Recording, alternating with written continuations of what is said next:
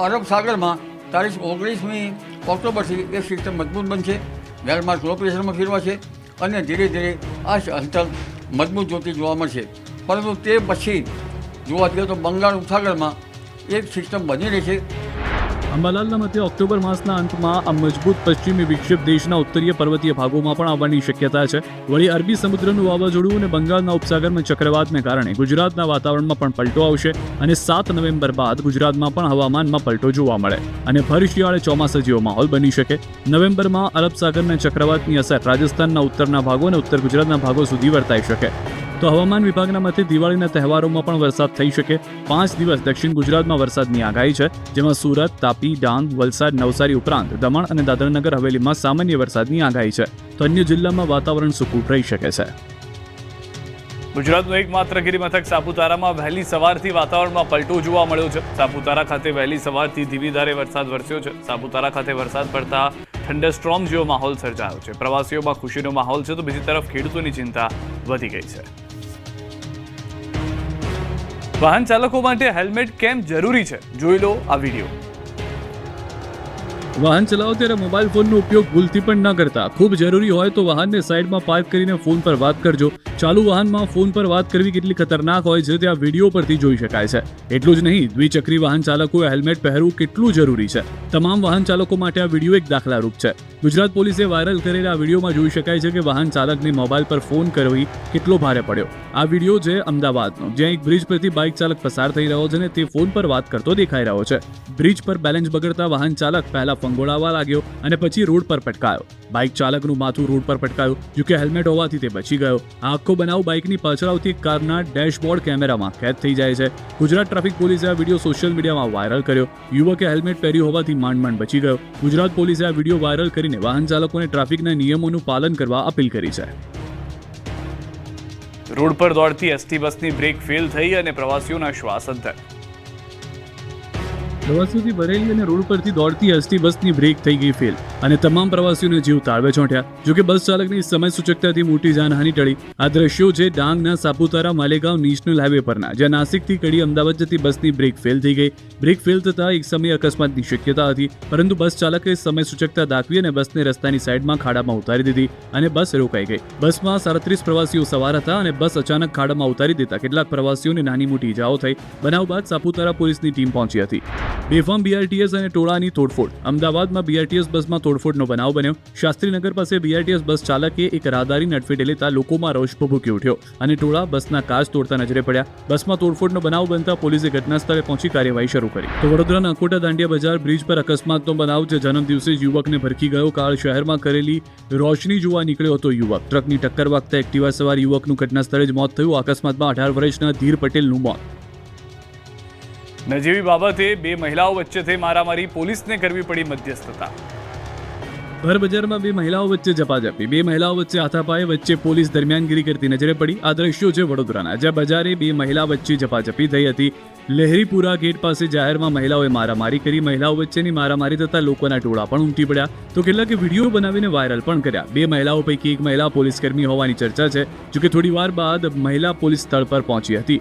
બંનેને છૂટા પાડવાનો પ્રયાસ કર્યો, પરંતુ મામલો મારામારી સુધી પહોંચી ગયો. આખરે મહિલા પોલીસે મધ્યસ્થી કરીને મામલો થાળે પાડ્યો. હાલમાં સમગ્ર ઘટનાનો વિડીયો સોશિયલ મીડિયામાં વાયરલ છે. આ તરફ રાજકોટ આતશબાજી કાર્યક્રમમાં ધક્કાનો વિડીયો વાયરલ થયો. આતશબાજી કાર્યક્રમના વીઆઈપી ગેટમાં એન્ટ્રી લેવા માટે લોકોએ ભારે ધક્કા મુક્કી કરી. થોડી વાર માટે આ વ્યવસ્થા પણ સર્જાઈ. ભારે ભીડના કારણે આતશબાજી માટે ગેટ બંધ કરવા આવ્યો હોય તેવી પરિસ્થિતિ સર્જાઈ.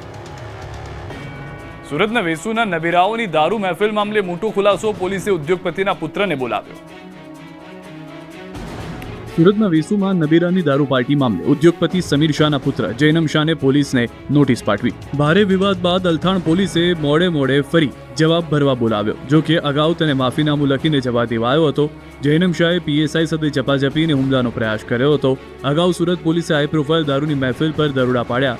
અલથાણ પોલીસ સ્ટેશનના હદ વિસ્તારમાં મોટી દારૂ પાર્ટી ઝડપાઈ. શહેરના જાણીતા ઉદ્યોગપતિ સમીર શાહના જન્મદિવસની પાર્ટીમાં દારૂ પીરસાતો હતો, જેમાં વેસુની KS અંતરવાન રેસ્ટોરન્ટમાં પાર્ટી હતી. હોટલમાં દારૂની મહેફિલ ચાલુ હતી ત્યારે જ પોલીસ ત્રાટકતા લોકોના હોશ ઉડી ગયા.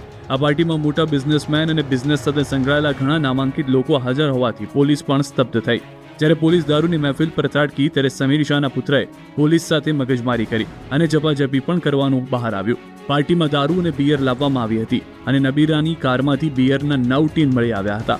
સરકારી કામકાજમાં રૂકાવટ કરનાર સમીર શાહના પુત્રને પોલીસે તે સમયે છોડી મૂક્યો હતો અને હવે અલથાણ પોલીસે નબીરાને જવાબ માટે બોલાવ્યો છે.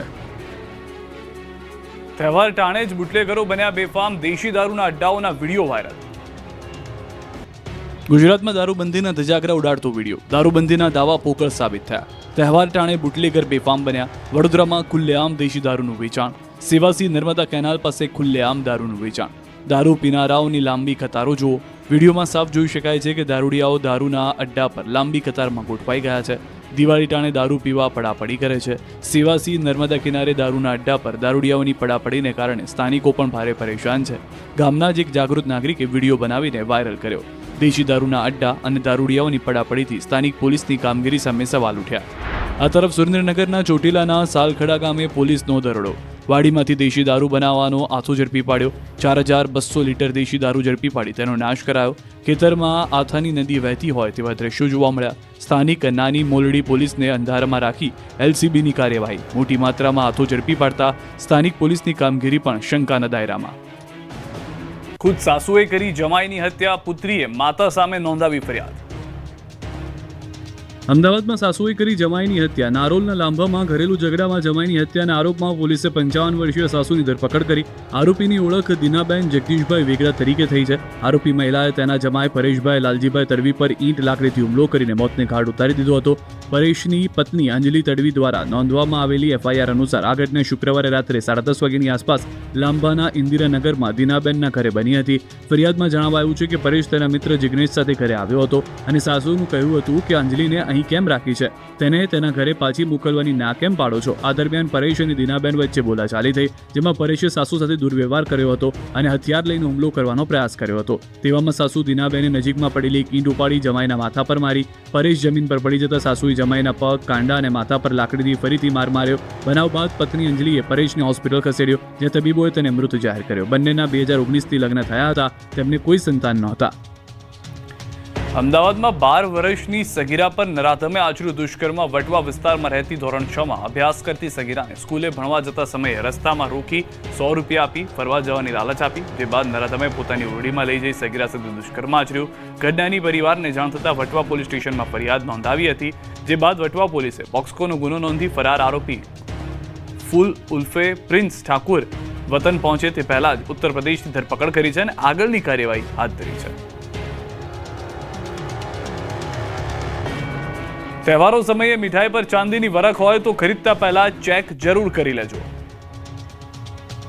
દિવાળીમાં મીઠાઈ આરોગતા પહેલા સાવધાન. દરેક ચમકતી વસ્તુ ચાંદી નથી હોતી. આ વાત અમે એટલા માટે કહી રહ્યા છે કેમ કે ચાંદીનો ભાવ ઐતિહાસિક સપાટી પર પહોંચી ગયો છે. ત્યારે શું દરેક મીઠાઈના વેપારીઓ તેમને ચાંદીના વરખવાળી મીઠાઈ આપતા હશે? સવાલ એ થઈ રહ્યો છે કે માર્કેટમાં મળતી ચાંદીના વરખવાળી મીઠાઈ પર શું ખરેખર ચાંદી હોય છે? તહેવારોમાં તમે જે મીઠાઈ ખાઈ રહ્યા છો તે ક્યાંક નકલી તો નથી ને? દિવાળીના તહેવારમાં તમે જે મીઠાઈ હોંશે હોંશે ખાઈ રહ્યા છો એ મીઠાઈ એલ્યુમિનિયમના વરખવાળી તો નથી ને? આવી મીઠાઈ આરોગ્ય બાદ તમારી તબિયત બગાડી શકે છે. મીઠાઈ પર અસલી ચાંદીના વરખને કેવી રીતે ઓળખવું તે જાણવું મહત્વપૂર્ણ છે. નકલી વરખ એલ્યુમિનિયમ જેવી ધાતુ સાથે મિશ્રિત કરવામાં આવે છે, તેથી સરળતાથી ફાટતું નથી. નકલી વરખ તેજસ્વી પણ થોડી પીળી ચમક હોય છે. નકલી વરખ હાથ પર ઘસતા જ ફાટી જાય છે. નકલી વરખ કઠણ પણ હોય છે. નકલી વરખને સળગાવતા